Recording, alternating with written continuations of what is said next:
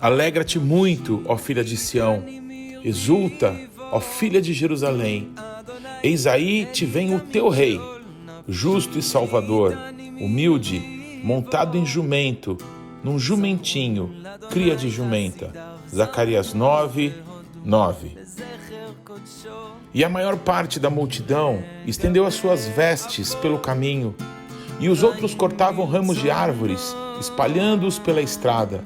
E as multidões, tanto as que o precediam como as que o seguiam, clamavam: Hosana ao filho de Davi, bendito o que vem em nome do Senhor, Hosana nas maiores alturas.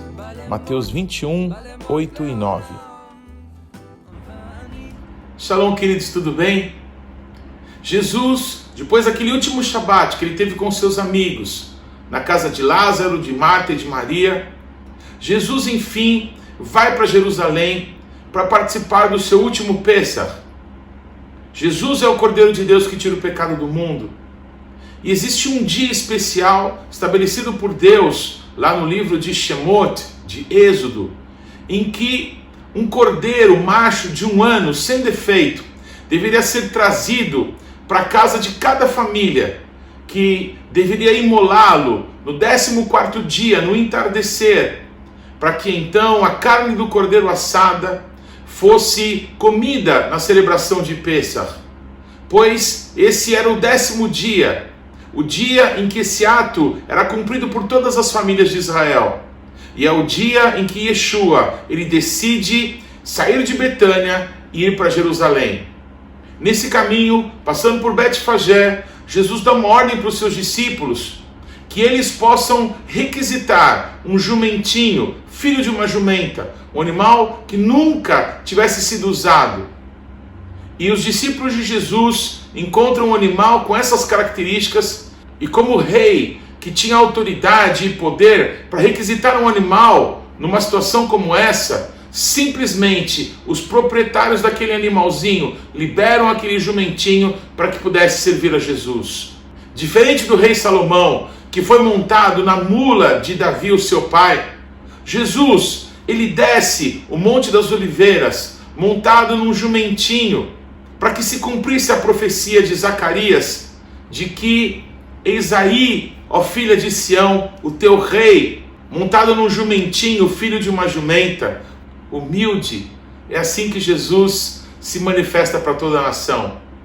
Havia uma comoção, em especial, em todos, perto da celebração daquele Pessach, por causa da notícia que correu de boca em boca, que Lázaro, depois de 4 dias, tinha sido ressuscitado por Jesus.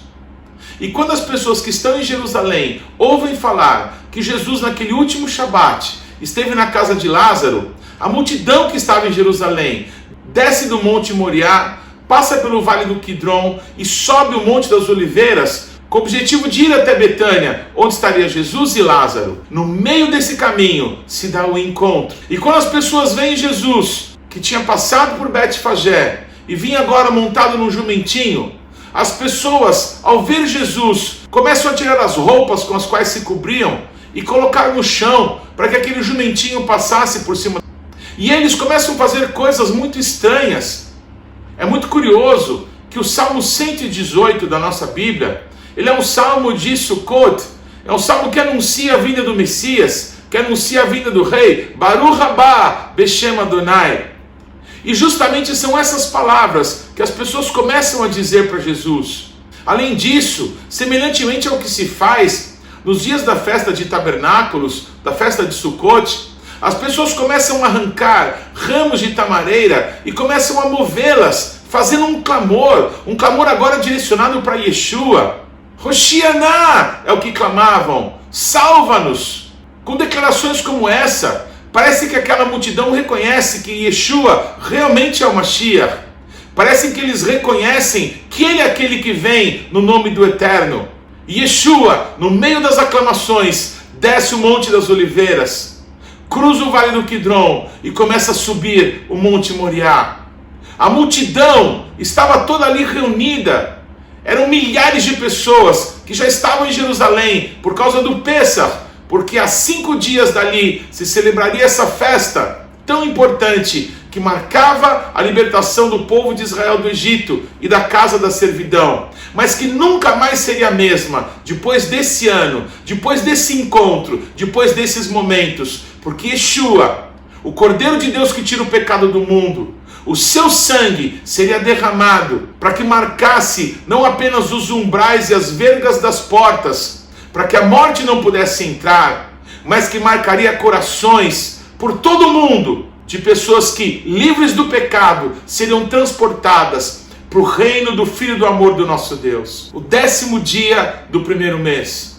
Não há judeu que não saiba que o 10º dia do 7º mês é o dia do Yom Kippur, dia que se antecipa a festa de tabernáculos, assim como aquele 10º dia em que havia tudo isso acontecendo em Jerusalém, se antecipava 4 dias a festa de Pêssar. As pessoas pareciam estar confusas. Os sacerdotes, os religiosos não entendiam nada, porque as pessoas faziam aquelas declarações, o que os movia para que pudessem declarar palavras que só o Messias deveria receber. Os sacerdotes então se posicionam para confrontar a Yeshua, e eles pedem que Yeshua faça aquela multidão se calar, mas Yeshua declara: se eles se calarem, até as pedras clamarão. Aquela mesma multidão que esteve ali em Jerusalém, clamando, Baruch Haba Beshem Adonai, bendito é aquele que vem em nome do Eterno, e Hoshianá, salva-nos. Essa mesma multidão, dias depois, foi a multidão que clamou, crucifica-o. Foi a multidão que escolheu Barrabás no lugar de Yeshua. Hoje todas as pessoas que visitam Jerusalém, que visitam Israel, são levados a monumentos, são levados a locais históricos, e as pedras que estão ali contam histórias, como que aquelas pedras contam tudo para nós, daquilo que aconteceu na cidade do grande rei.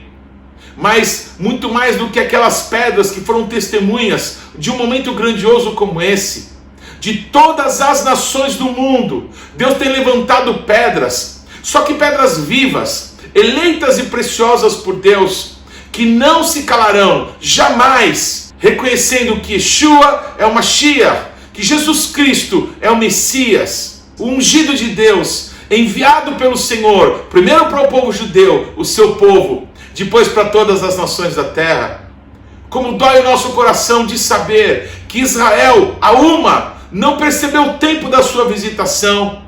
Mesmo assim, milhares de pessoas passaram a crer em Yeshua, depois da sua ressurreição, pelo testemunho dos apóstolos, pelos milagres que o Espírito Santo realizou ali, depois de Pentecostes. Quase 2000 anos depois, nos nossos dias, de novo, judeus e não judeus estão juntos, servindo ao Criador dos céus e da terra, ao nosso Pai, Avinu Shabbat Shamayim, o nosso Pai que está nos céus. E hoje juntos, judeus e não judeus, crentes em Yeshua, estamos dispostos a novamente levantar o nome de Yeshua sobre tudo e sobre todos, e pregar a plenos pulmões que Ele continua sendo bom, que Ele continua sendo a redenção para a casa de Israel, continua sendo o enviado de Deus para todas as nações da terra. O desejado das nações tem um nome, ele é conhecido, ele se chama Yeshua ben David, Jesus, filho de Davi. Que nesses próximos dias, nesse tempo do favor de Deus, em que Yeshua, o Cordeiro de Deus que tira o pecado do mundo, entra em Jerusalém, justamente no dia em que um cordeiro era trazido para que pudesse ser examinado, para que, se ele fosse constatado sem defeito algum, pudesse ser o sacrifício da Páscoa, o Corban de Pêssar. Nos próximos dias veremos Yeshua sendo analisado por todos em Israel, por toda a classe sacerdotal, por todo tipo de judeu que existia naqueles dias, sem que ninguém pudesse ver qualquer defeito em Yeshua. Os próximos dias serão de grande revelação. Nos acompanhe nisso. Que Deus te abençoe.